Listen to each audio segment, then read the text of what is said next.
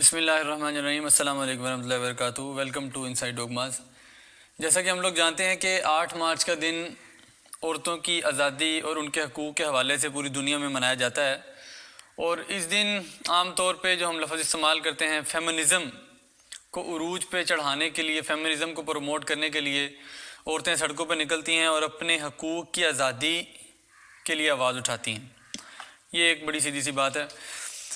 اب یہ جو فیمنزم کی جو موومنٹ ہے، یہ جو ایجنڈا ہے، اس کے اندر کیا باتیں ہیں، ہم نے آج اس پہ بات کرنی ہے۔ پھر ہم نے اپنے معاشرے کے حوالے سے، اپنے مذہب کے حوالے سے ان چیزوں کو دیکھنا ہے، اور آخر میں یہ ڈیسائیڈ کرنا ہے کہ کیا ہم لوگ جن چیزوں کا تقاضا کر رہے ہیں ان کا تقاضا کرنا ٹھیک بھی ہے یا نہیں۔ تو بنیادی طور پہ اگر دیکھا جائے تو فیمنزم میں 2 چیزیں ہیں۔ ایک چیز تو یہ ہے کہ ہم نے عورت کو مضبوط بنانا ہے، اور دوسری چیز یہ ہے کہ ہم نے عورت کو برابری دلوانی ہے۔ تو آزادی کس چیز سے دلوانی ہے، مضبوط کس طرح سے کرنا ہے، برابری کس طرح سے دلوانی ہے، اس پہ سٹیپ بائی سٹیپ بات کرتے ہیں۔ سب سے پہلے تو عورت کو آزادی اس چیز سے چاہیے کہ وہ خاندانی نظام سے آزاد ہو جائے، اس کو نکاح سے آزادی مل جائے۔ وہ کیسے مل جائے گی اس کے بارے میں ہم آگے جا کے بات کر لیں گے۔ دوسری، اس کو برابری مرد کی چاہیے، اور اس برابری کی سطح پہ لانے کے لیے جو یہ موومنٹ ہے، یہ پوری دنیا کے اندر، کیونکہ زیادہ تر عورتیں مسلمان نہیں ہیں، اور وہ وہی چیزیں اسلام والے ماحول میں بھی لانا چاہ رہے ہیں کہ یہی کامن چیزیں ان میں بھی آ جائیں۔ وہ کیا ہے کہ ایک تو ابورشن کو اور ہومو سیکشولیٹی کو، یعنی ہم جنس پرستی کو اور اسقاط حمل کو قانونی طور پہ اجازت مل جائے، قانونی طور پہ عام بات قرار دے دیا جائے، اور قانونی طور پہ اس کو کوئی روک ٹوک نہ دی جائے۔ تو ہمیں ان چیزوں کو سمجھنے کے لیے سب سے پہلے اس چیز کو سمجھنے کی ضرورت ہے کہ اسلام میں عورت کیا ہے، اسلام نے عورت کو کیا مقام دیا ہے۔ اس کے بعد ہم دیکھیں گے کہ کیا یہ جو ایجنڈاز ہم نے اوپر دیکھے ہیں، اسلام ان سے زیادہ فیسلٹیز دے رہا ہے، اسلام اس سے زیادہ عزت دے رہا ہے، یا اسلام ان سے کم عزت دے رہا ہے۔ پھر ہمیں بات کرنے میں آسانی ہو جائے گی۔ سب سے پہلے اگر دیکھیں اسلام میں عورت کیا ہے، اسلام میں عورت بیٹی ہے، اسلام میں عورت بہن ہے، اسلام میں عورت بیوی ہے، اسلام میں عورت ماں ہے۔ اور اسلام کہتا ہے کہ پوری طرح سے عورت کو پروٹیکشن ملے، پوری طرح سے اس کو تحفظ ملے، اس کو عزت ملے، اور اس کو ایک اچھے سے مضبوط شیلٹر میں، رشتوں کی صورت میں، گھر کی صورت میں رکھا جائے، اور عورت کو شہزادیوں والا مقام دیا جائے، کیونکہ عورت مستور لفظ یہ کیسا ہے کہ عورت کو بڑے حفاظت سے رکھنے والی چیز، جو ہم چھپا کے رکھتے ہیں، قیمتی چیز سمجھ کے رکھا جائے۔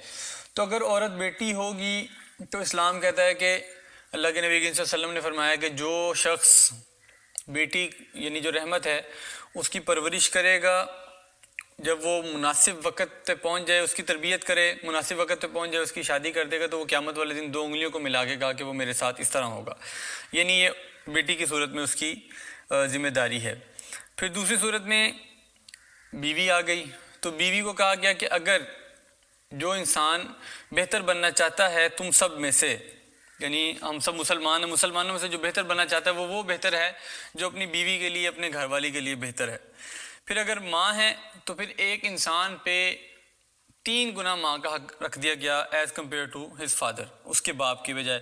پھر اگر وہ بہن ہے تو بہن کو غم گسار بنا دیا گیا، بہن کو والدہ کی جگہ دے دی گئی کہ وہ والدہ کی جگہ پہ رہ کے، جو والدہ بات نہیں کر سکتی، معاملات نہیں دیکھ سکتی، وہ بہن دیکھتی ہے۔ پھر بہن کو پورے گھر کے لیے رہبر بنا دیا کہ وہ گائیڈ کرے گی، کیونکہ مائیں ایج میں اتنا ڈفرینس ہوتا ہے کہ وہ گائیڈ نہیں کر پاتی، تو بہن وہ گائیڈ بھی کرے گی۔ پھر بہن کو، اگر بہن کی جو عزت کرے گا اس کو بھی جنت کا وعدہ دے دیا گیا ہے۔ اس طرح یہ تو اسلام میں عورت ہے۔ اب اس کے بعد عورتوں کی ٹریننگ کے لیے عورتوں کو کیا آداب سکھائے گئے ہیں۔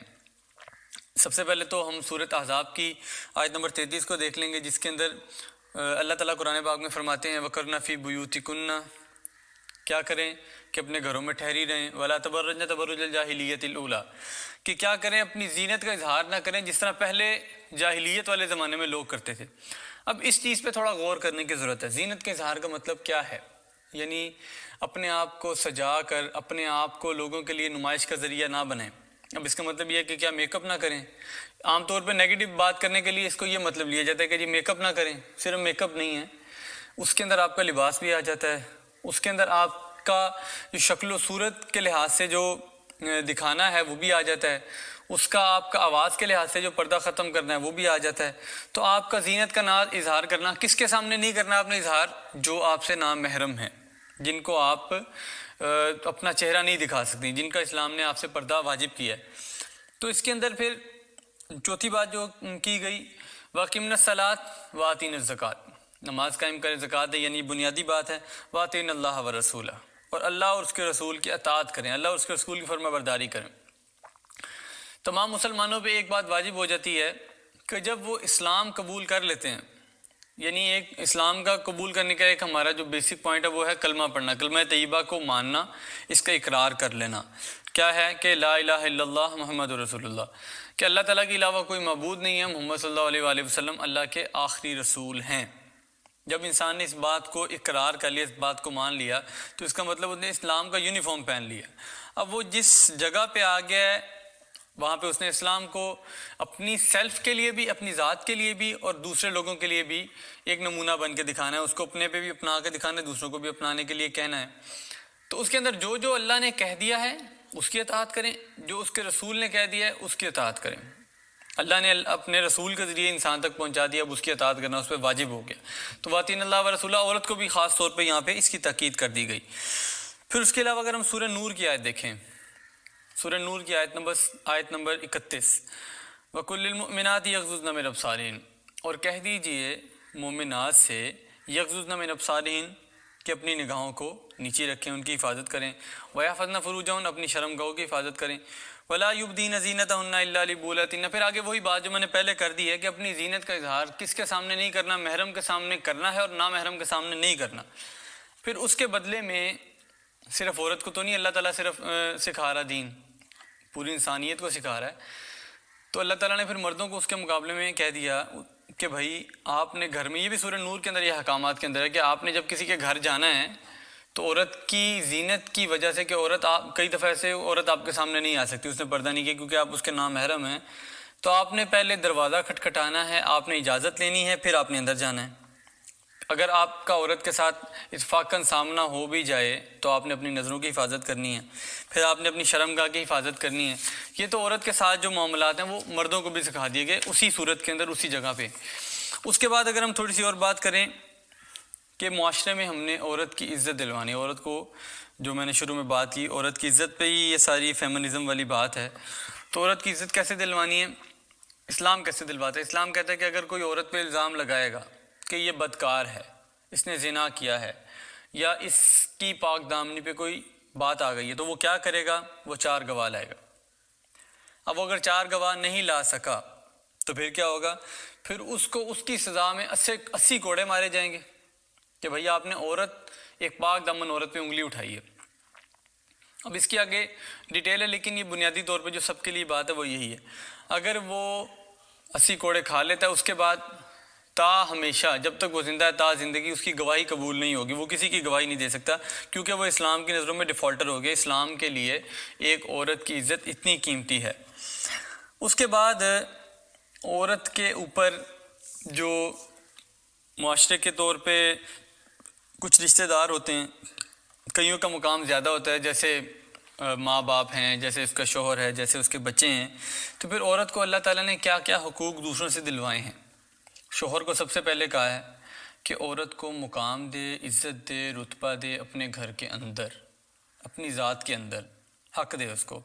دوسرے نمبر پہ کہا ہے کہ آپ نے اس کو شیلٹر دینا ہے، چھت دینی ہے۔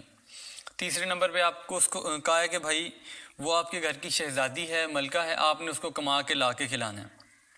پھر جب آپ کی اولاد ہو جائے گی تو پھر آپ نے کیا کرنا ہے؟ اب عورت کو تو حکم ہے کہ بھائی تم نے گھر میں رہنا ہے، تم نے گھر میں، تمہارا صرف کام ہے کہ تم نے گھر میں رہنا ہے شہزادی کی طرح۔ مرد کو کہا ہے کہ تم نے دھکے کھا کے باہر جا کے کمانا ہے اور لاگے اپنی بیوی کو بھی کھلانا ہے۔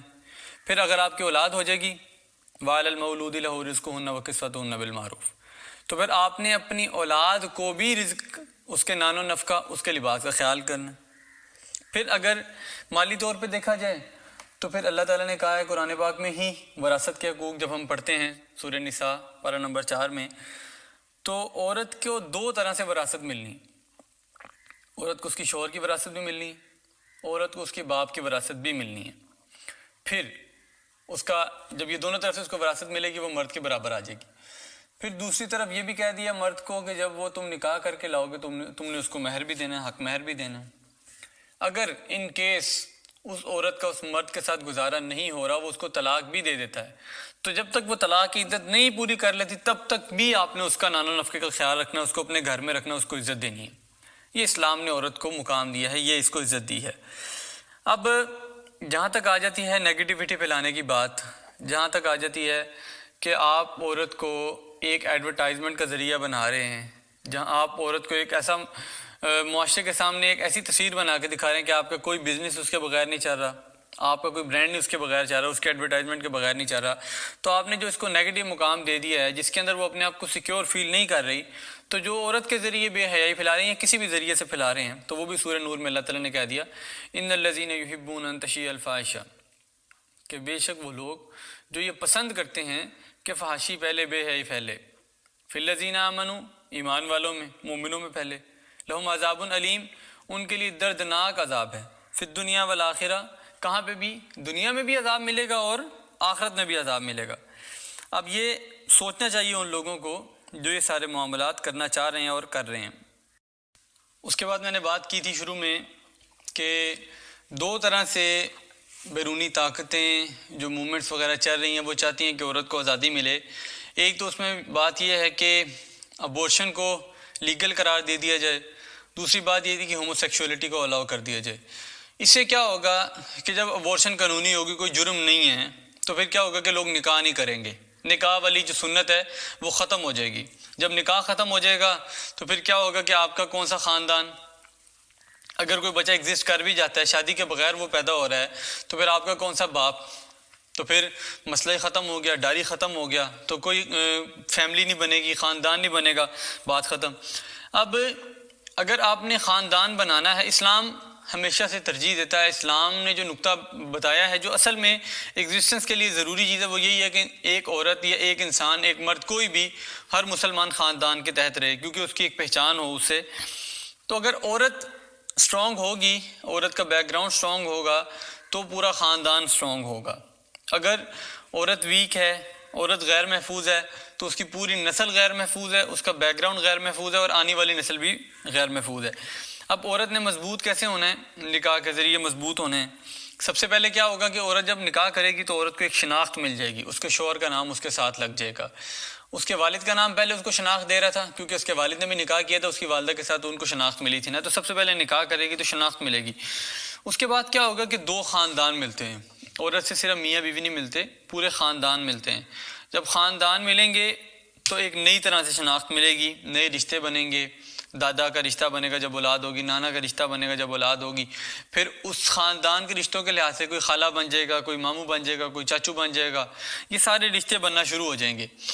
اب جب رشتے بنیں گے تو ایک نئی طرح سے پہچان مل جائے گی کہ بھائی یہ فلاں بندہ فلاں کا بھتیجا ہے، فلاں بندہ فلاں کا بھانجا ہے، تو یہ ایک بڑی لمبی چوڑی چین بن جائے گی جس کے اندر سے نکلنا آسان نہیں ہوگا، اور یہی سیکیورٹی عورت کو مضبوط بنائے گی، خاندان کو مضبوط بنائے گی۔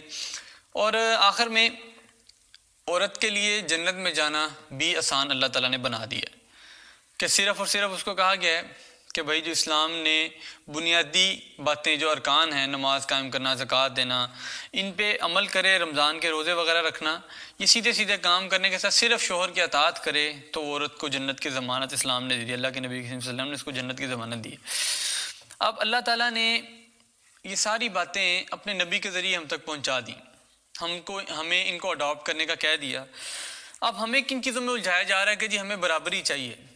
اب ایک یہ والی جو بات ہے، اس پوائنٹ پہ تو بحث کرنا ایسے ہے کہ مطلب بالکل ہی غلط ہے، اس کی کوئی سینس نہیں بنتی برابری والی بات کی، کہ عورت یا مرد دونوں کبھی دونوں آپس میں برابر ہو ہی نہیں سکتے، نہ مرد برابر ہو سکتا ہے عورت کے، نہ عورت برابر ہو سکتی ہے مرد کے۔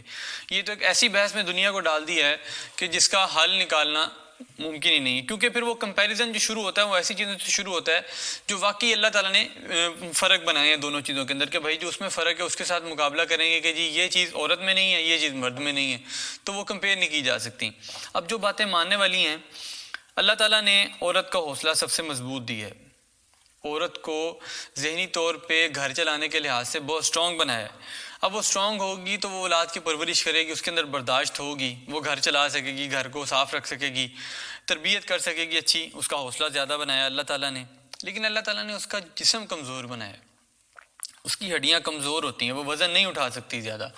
عورت کو آپ دیکھیں، اگر اس کی ورٹیبری کی پوزیشن بھی دیکھیں تو عورت ویک ہے، مطلب اسی لیے کہا گیا نا اس کو ٹیڑھی انگلی سے پیدا کیا گیا ہے۔ اور عورت کے اندر برداشت بھی اللہ تعالیٰ نے کم رکھی ہے، جلدی جذباتی ہو جائے گی، مینٹلی اتنا اسٹرانگ نہیں بنایا کہ وہ اپنے آپ کو اتنا سیکیور کر سکے۔ پھر اس کی کمی کو پورا کرنے کے لیے اللہ تعالیٰ نے مرد کو بنا دیا کہ مرد کو اللہ تعالیٰ نے فزیکلی اسٹرانگ بنایا۔ آپ نے دیکھا ہوگا کتنا وزن اٹھا کے، کتنا کچھ کر کے، اولاد کے لیے کمانے کے لیے کیا کچھ کرتے ہیں، کیونکہ اللہ تعالیٰ نے باڈی اسٹرانگ بنا دی ہے۔ پھر مینٹلی اسٹرانگ ہے، ڈیسیجن لے سکتا ہے، اپنے آپ کو سیکیور کر کے اپنے بچوں کو سایہ دیتا ہے، اپنی بیوی کو سایہ دیتا ہے۔ اور پھر یہ ایسی چیزیں ہیں جس کے اوپر ہم لمبی چوڑی بحث کر سکتے ہیں، جس کا کوئی فائدہ نہیں ہے۔ اگر اللہ تعالیٰ نے صرف عورتوں کو بہادر بنانا ہوتا، مضبوط بنانا ہوتا، تو یہ جو ہے نا یہاں تک نسل نہ چلتی، صرف عورتیں ہی آ جاتی۔